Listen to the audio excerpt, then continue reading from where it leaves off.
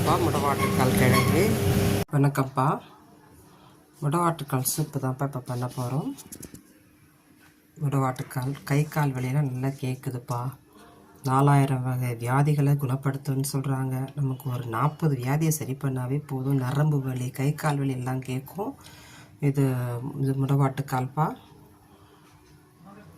இது நல்ல தோல் சீவிட்டு கட் பண்ணி வச்சுருக்குறோம் குட்டி குட்டியாக. வெங்காயம், பூண்டு, இஞ்சி, கருவேப்பிலை, சீரகம், கல்லுப்பு, மஞ்சத்தூள், மல்லித்தூள், மிளகுப்பா. இவங்களெல்லாம் இப்போ நம்ம மிக்சியில் போட போகிறோம்ப்பா.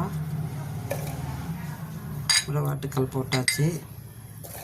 வெங்காயம், கருவேப்பிலை, இஞ்சி, பூண்டு,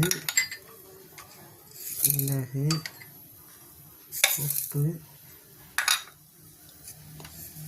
ஜீரகம், மல்லித்தூள், மஞ்சத்தூள்.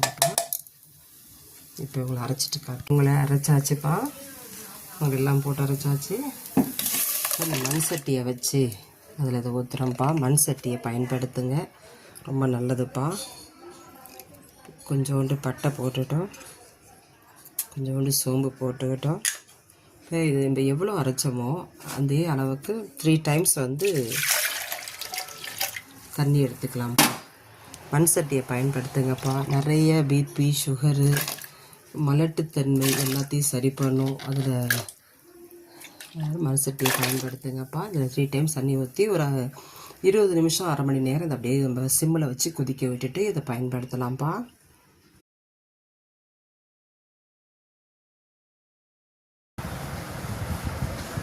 முடவாட்டுக்கால் சூப்பு ரொம்ப நல்லா இருக்குது.